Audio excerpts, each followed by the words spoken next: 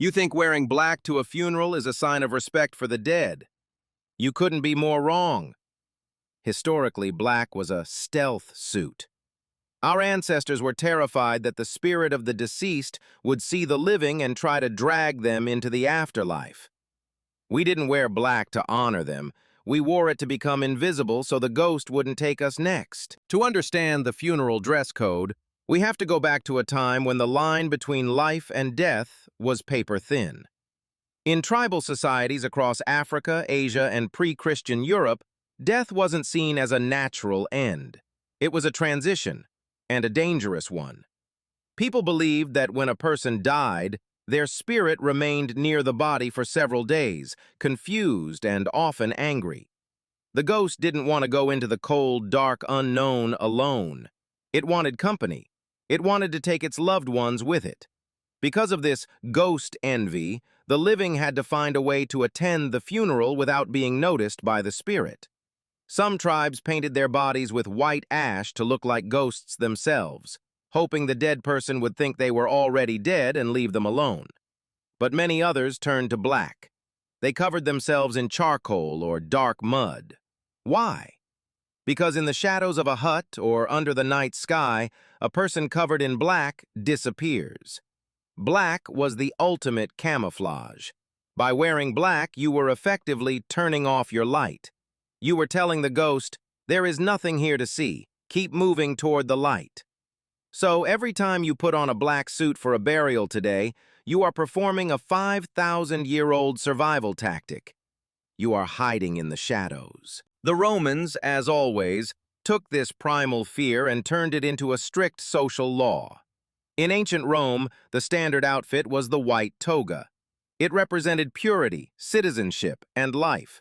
But when a family member died, the toga pura was stripped off.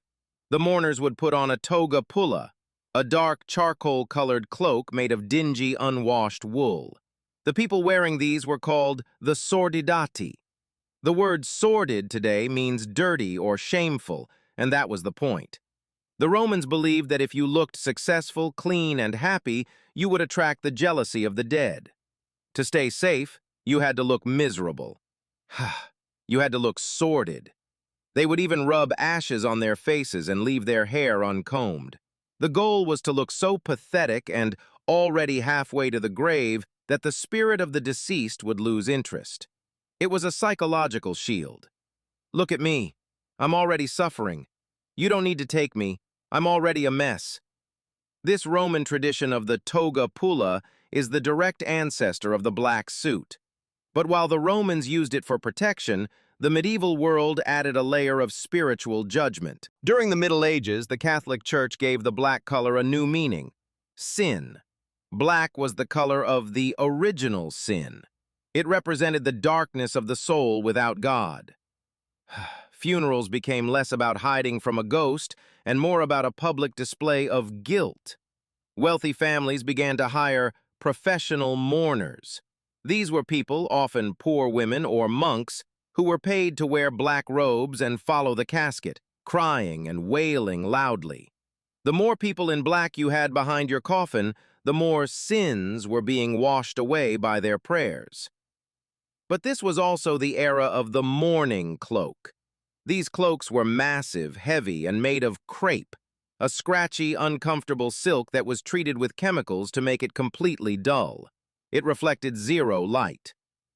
If you were a widow in the 1400s, you were expected to wear this death shroud for years. It was a social cage. The black dress told the world, "This woman is dead to the marriage market. Do not look at her. Do not touch her."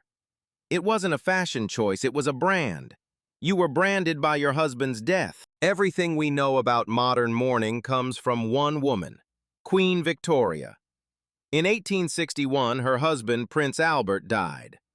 Victoria was devastated. But she didn't just mourn for a year, she mourned for 40 years. She wore nothing but black until the day she died in 1901. Because she was the queen of the largest empire on earth, the entire world followed her lead. The Victorian era turned mourning into a massive, profitable industry. There were strict levels of black. Deep mourning. For the first year, a widow had to wear widow's weeds, dull, heavy black crepe. No jewelry, no lace, no shine. Second mourning. After a year, she could add a little bit of silk or velvet, but it still had to be black. Half mourning. Finally, after 2 years, she could move to slight colors like lavender, mauve, or gray. If a woman wore a red dress too soon, she was socially executed. People would whisper that she had killed her husband to be free. This is also where the black veil became a standard. The veil wasn't just for tears, it was the final layer of the stealth suit. It physically blocked the face from the eyes of the public and the eyes of the dead. Victoria's obsession made black the color of dignity, but it also made it the color of a trap. To prove that wearing black is about ghost protection, we have to look at what else people did in the house when someone died. Along with putting on black clothes, people would stop the clocks. The moment of death was the moment time stopped. If the clock kept ticking, it might count down to the next death in the family.